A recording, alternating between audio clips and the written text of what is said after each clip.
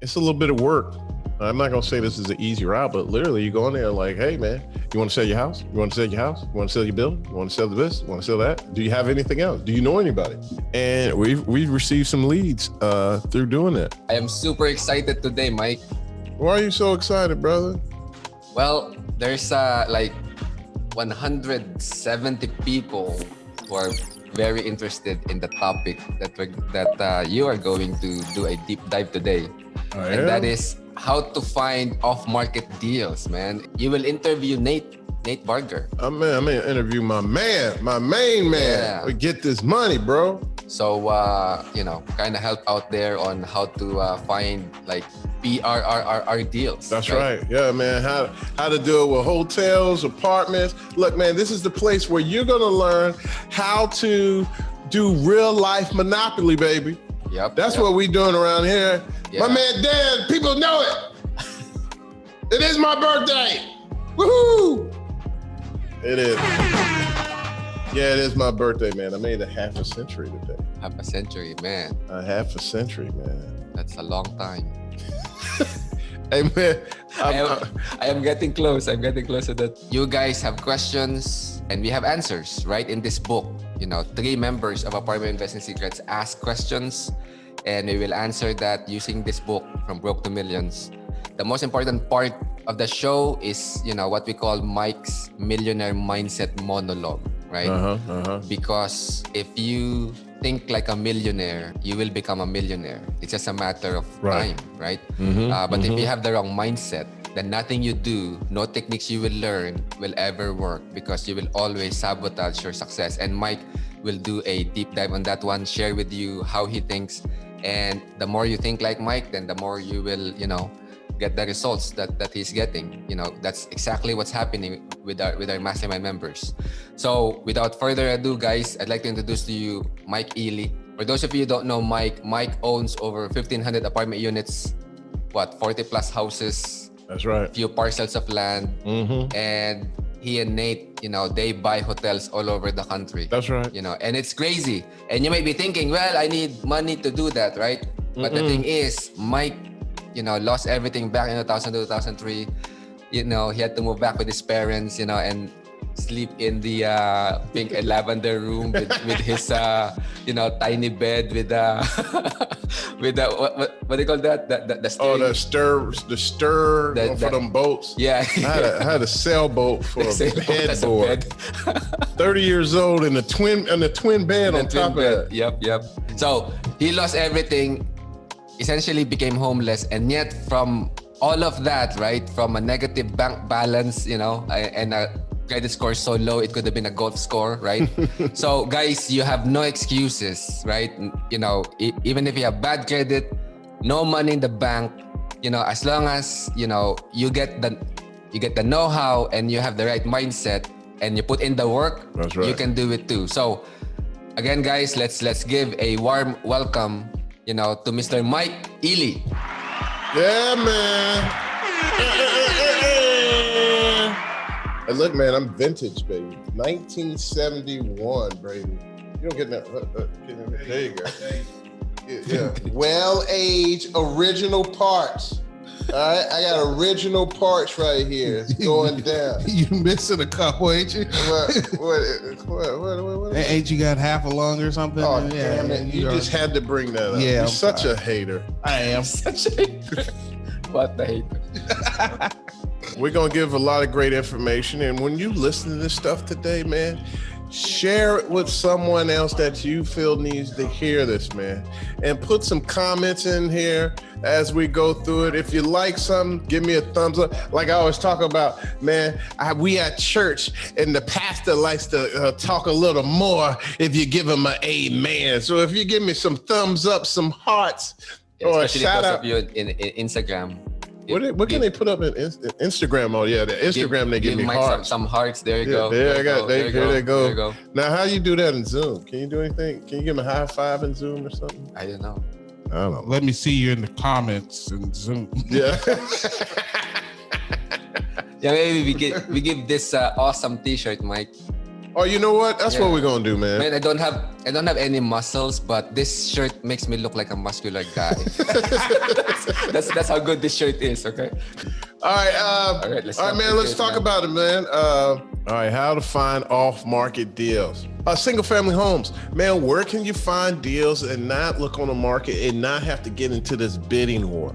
Well, one of those places you can go is wholesalers. You know, a lot of my first set of deals I got from my partners, my wholesalers. Some of you, if you were on Instagram, you would have saw, we shared a story with man, Kevin McGraw. Oh my God. He talks 1,000,000 miles a minute, but anyway. Yeah. But a lot of nuts. But my point was, McGraw's a wholesaler. To this day, I got some of my best deals through him. Mm-hmm. I even bought my personal residence through him. Wholesaling deals.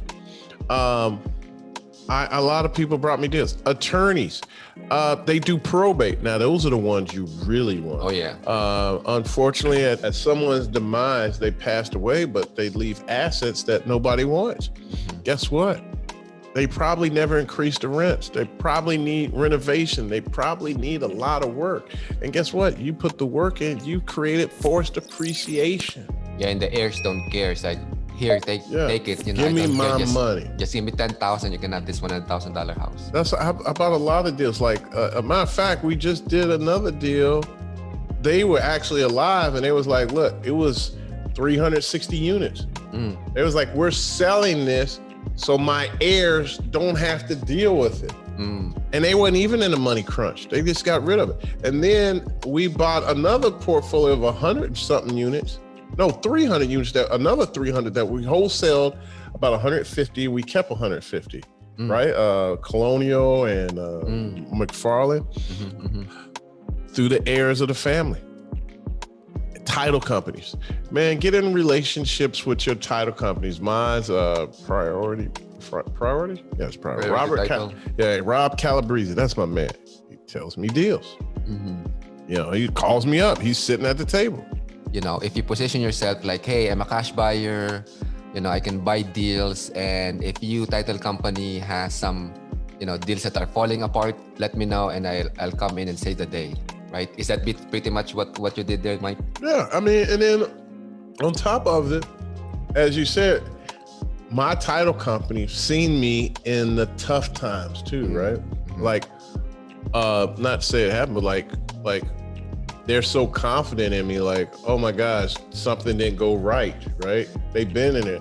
Whether money didn't get wired or the seller backed out or whatever the issue was or whatever. They're seeing you at your worst time and they see how you handle the situation and they're like, look, these are my guys. Like I saw when money didn't come, they went to their personal account or made another call and got the money there. Investor might have backed out. They didn't come with an excuse. Right. And so they established relation. Now, one of the big things people always used to do, you should do a lot of this too. Yeah. Bandit signs. They were like, what's a bandit sign? You know, those white signs that they write your, you know, I buy houses, we buy houses, we sell houses, we'll buy your ugly house. That's a bandit sign. I'm handwritten. And oh my gosh, Paul, I don't think he does that anymore. But everybody, all the wholesalers. I think he still does. He still does? Yeah. The only thing about it is just, it's really a weekend thing. Right. You got to put them up Friday evening and let them ride till about Monday morning. Yeah. And then they gone because the city comes to clean them out. Yep. And put out like 100 every week or even 300 every week. You got to put them out there. Calls. Yeah. And put them all the way up and down the highway. So we 71 North, if you're Cincinnati, that's a good side. That's the money side. Yep. There's money on 75 though. Is there like a wholesaler or those bandit signs that you buy them from that you got to get 100 every week? There are some sellers, you know, like you can get a discount. You can also do direct mail. That was kind of your thing, right? You did the yellow pad. You can do it with a computer and it looks like it's handwritten and it'll be on this yellow notepad and it looks, you know, blue ink, red ink, purple ink, it didn't matter. Right. and you just say, hey, we're interested in your house, and it looks handwritten. Now, one thing when you do direct mail, either you have a card that says we buy houses, or you do the kind of the handwritten letter, because when it's typed up, people look at it more as a bill, and they're not trying to open. It's like a spam mail. Yeah. So the more you put it with a handwritten or computerized, the more likelihood of them opening it, right? Which increases your chances of a response. Another way is send them postcards. It's already open. Yeah, that's what I'm talking about. Those handmade postcards or custom postcards. Right. Back in the day when I used to do a lot of direct mail, we did code violations. That's like, we were getting response rate like 40%. So you send out 100 letters, you get 40 phone calls. That's really crazy. Yeah, because I'm one of the few people in Cincinnati sending out postcards to code violations. Oh yeah, code violation. They don't know what to do. Yeah. They have broken windows, falling gutters, right? So sometimes they don't have no money to pay for it, and they looking like, oh my God, the city's gonna arrest me. What am I gonna do? Right. And some of them are about to be condemned, right? Here comes window. and then they see the postcard. Oh, let me call this guy, right? So, Call Section 8, man. That's a great place to go, man. Section 8. You go to Section 8, and it's a little bit of work. I'm not gonna say this is an easy route, but literally you go in there like, hey man, you want to sell your house? You want to sell your house? You want to sell your building? You want to sell this? You want to sell that? Do you have anything else? Do you know anybody? And we've received some leads through doing that. So that's possible. Yeah, the nice thing about that is go section8.com and then type in your zip code, and you will find the list of properties that are qualified, Section 8 housing. And start calling the landlords and the property managers and ask them if they're willing to sell. If they're not willing to sell, are you willing to buy more, right? So with just one phone call, you can build a list of buyers and sellers. And so when you encounter a property you don't want, you can wholesale it, right? And if and hopefully you'll get some properties from some Section 8 owners, because it's either one of the two, right? If you're a Section 8 owner, you either really, really love it, right? Right, Mike? Yeah. Or you really, really hate it. Another great place is networking, man. That's the importance of social media. I think that, we're going to have Nate. He's a new timer in social media, and he hit the ground freaking running. Yeah. Hit the ground running. And we're going to talk to him about social media. But where I kind of we got our start is Bigger Pockets. We did a lot of blogging on Bigger Pockets, and people just started reaching out to us. Then we got booted. Yeah. So stringent. It's like any of you those know that are in the social media or will begin. It's not social. We got booted because we were like bad and talking bad about people. No, they just don't allow you to do certain things. Like in Facebook, when you run an ad, they will literally lock your account up if you're marketing incorrectly. And it's like a logarithm that picks up on certain things. So like in real estate, they really push back because they don't want you selling houses really or keywords. You have to say it differently. Yeah, unless you're in the marketplace. You can't say you will be a millionaire.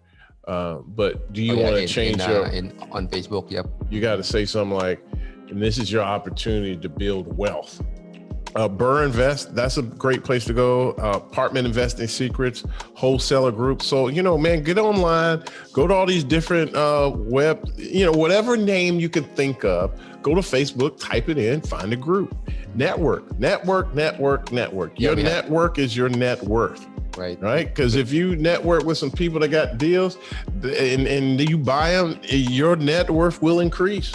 We have almost 100,000 members in BRRRR Invest. And almost 10,000 members in Apartment Investing Secrets. So lots of people to network with. It will be like, it's the likelihood that you will not find a deal there is very, very low. So you will get deals there if you network with the right people. Man, you can find a deal. Yeah. There's no reason not to find a deal in one of these groups. So, you know what, by the way, so go join our Facebook group, Apartment Investing Secrets, or go to the Burr Invest, BRRRR Invest Facebook group. And then also you can network offline. Now that just sounds weird. Who networks offline in person? Network face to face. Who does that? Who does that anymore? Yep. I don't want to touch you. No, I'm just playing. No, man. Networking offline, going to conferences. Conferences are opening back up, and those are great places to go. And also going to your local RIA. Like, you know, RIA is always your safe place to start. You know, it's the safe word. Yeah. But yeah, RIA is a great place to go. All right.